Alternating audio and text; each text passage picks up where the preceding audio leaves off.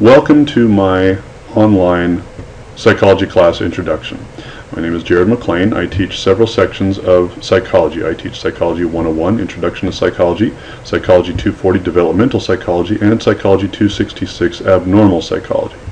The principles that I employ in my classroom are basically the same across the board, so this introduction will serve for any one of you taking any one of those classes. The first thing we need to ask is, are you in the right class? This is an online class. That means that everything is done online. If you are in my classroom sections, we will have normal classroom lectures and all that good stuff, but all of your work will be done online, or most of your work. All of your assignments will be submitted online. All of your tests will be submitted online. For those of you that are in my online only sections, well, guess what? You don't have me in a class to remind you or to lecture you or to keep you on schedule. You are entirely under your own devices in figuring out how and when to turn in assignments, and it can be a little confusing for people if this is your first time being online. For those of you that have been online in online classes before, should be no problem.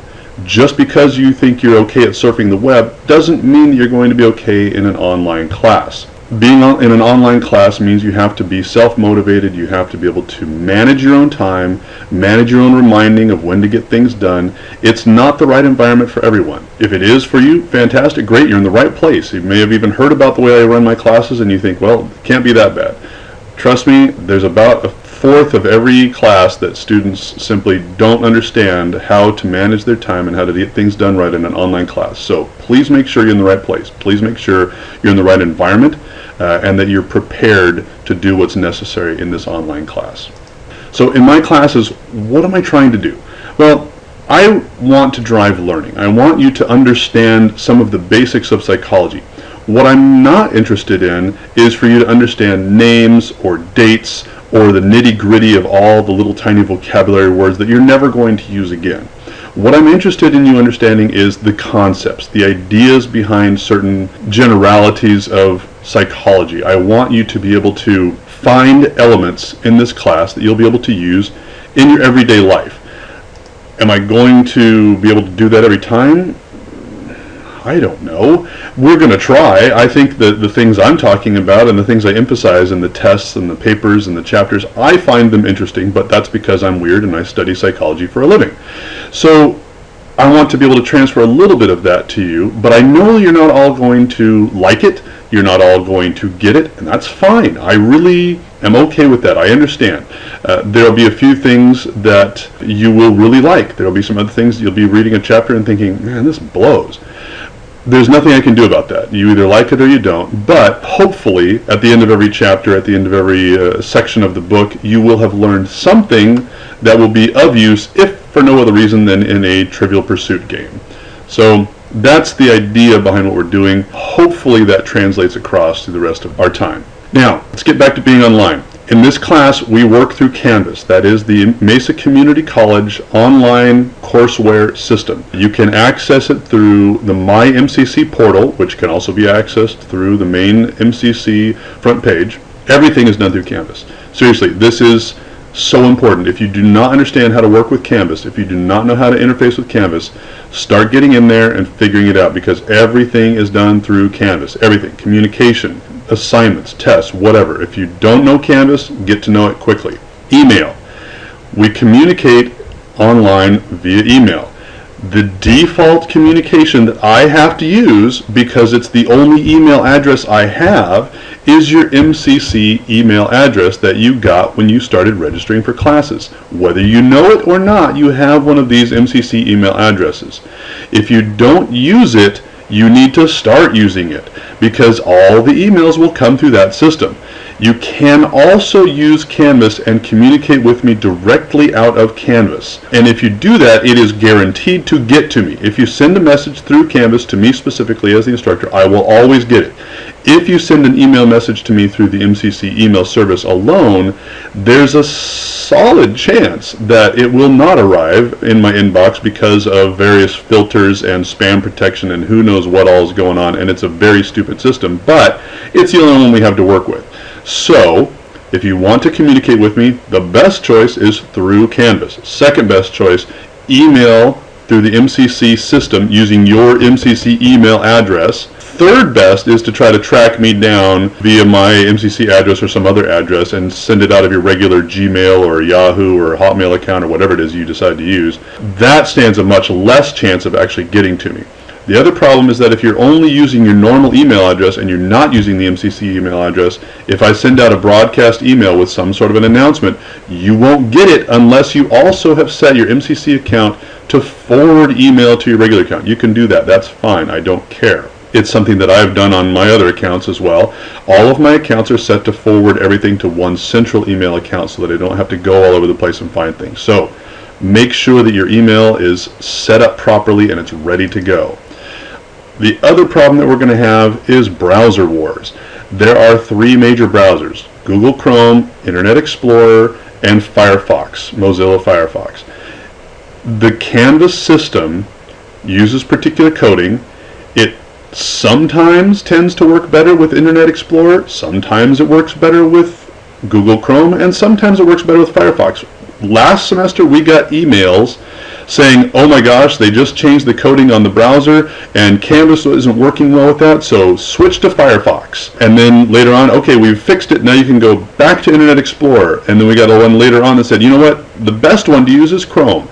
So keep all of your browsers updated, be ready to use all of them because you don't know what's going to happen. There's no guarantees in the online world, so just go into each one of your browsers. If you don't have it, install it. Make sure it's completely up to date with the most recent coding, and then if you go into Canvas one day and it's just not working for one of your pages, then switch browsers. Try again. If that didn't work, switch browsers and try again. Then update them and try it all over again. I can't emphasize this enough. I can't tell you how many emails I get from people saying, oh, this doesn't work in my browser. I can't access this window. I can't access this assignment.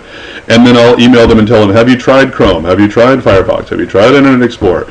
And inevitably, oh, that worked. Okay, we're good. Please don't make me do that again. Just assume that you might have to switch browsers and go for it. Fair warning on this. It's going to happen. Brace yourselves and prepare for a little bit of weirdness. Now on to assignments. For assignments in our class, there will be, for every chapter, a reaction paper. Every chapter. You will submit one reaction paper for each chapter. That's the way it is. There are assignment locations within Canvas for you to submit the papers. I will have more specific rules on the syllabus about submitting those papers. Generally, do not attach a document. If you attach a document, there can be all kinds of problems, and the MCC system is designed to block anything that might have a virus or be corrupted. And also there's versioning, so you could have a different version of Windows or WordPerfect or whatever that I don't have, and it may not get through to me. So your best bet is to submit it in the submission window in Canvas and send it along to me. It's fantastic, works great. We'll talk more about this in just a minute. For tests, every chapter also has a chapter test. They are all essay tests. All essay tests will have about 4 questions. Some tests in some sections have fewer than that, but generally speaking, 4 questions per chapter. I expect you to completely answer all parts of the question. If I tell you to list and describe, then you had better list and describe. If I tell you to describe and discuss, then you had better describe and discuss. I don't give points for incomplete questions, so please read the questions carefully. Make sure you're answering it all together. Since this is an online class, I also understand that most of you will probably also be going open book. That's fine. That also means that you should never get a question wrong. If you've read the chapter ahead of time and you know where everything is, you should be just fine. There might be other assignments, such as things on the discussion board where I'll ask you to submit some review or a web page or talk about something. There can be other things. I might decide to submit some other assignment that I found really cool on the internet or talk about something. Just be ready. Look at the discussion board. Go to the website, the Canvas site every day. Look at the discussion board. Look at the Canvas announcements. You never know what's going to be on there. Generally speaking, it's just going to be the reaction paper and the test, but I reserve the right to give you other assignments if I find them useful or interesting enough. Now for reaction papers. The 5-paragraph essay that you learned how to write in high school is of the devil. It is the worst thing in the world. There is no purpose behind it, and you will never ever, for the rest of your life, once you are out of college, use the 5-paragraph essay again. And by the 5-paragraph essay, I mean the opening paragraph, the 3 body paragraphs, and the concluding paragraph. It's crap, okay? Communicate with me. You don't communicate through a 5-paragraph essay. What you're doing with a 5-paragraph essay is you're following a form that nobody uses in the real world. For those of you that are in business, for those of you that are in the real world, you have sent emails back and forth to coworkers. Have you ever used the 5-paragraph essay? I sure hope not, because if you did, you were annoying everyone around you. Just communicate. When you're doing your reaction paper, just write. Just start writing what you think about the paper. Don't regurgitate what you read. I know what you read. I've been studying this stuff for years.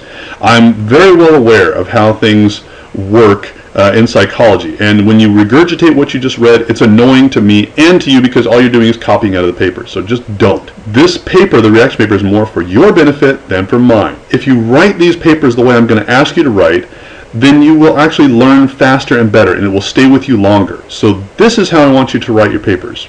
A good paper will say things like, this is what I liked or didn't like, and here's why. Giving some reasons, processing it in your mind, giving something behind what you're talking about. That will do something to help your learning. Another good way is to give your opinion on something. You know what, I thought this was wrong. I don't agree with this principle of psychology, and here's why. Again, if you can tell me why, then that's causing you to process that a little better. And I get this all the time. I'll have people that will read things about, say, behavioral conditioning, where they're like, this is just wrong. People shouldn't be treated this way. This is terrible. I would rather do it this way. That's fine. Great. I'm happy to hear your opinion. I really am. And I'm glad that you're thinking about it in that way. That's a great way to write a paper. Again, don't just tell me what you read. Tell me what you thought about it. Tell me why you liked it or didn't like it. An even better way is if you can write your paper and say, here's something I liked, or here's something I didn't like, and here's something I remember, or here's something that I completely agree with, and here's why, and guess where I learned this, or guess how I experienced this, or we're reading about autism. Hey, I have a brother or a sister that has autism, or a cousin that has autism. Here's what I learned by watching them. By relating these things that you read back to experiences or knowledge that you already have, that's the best way to write these papers, because that will drive the best learning, and it will stick with you the longest.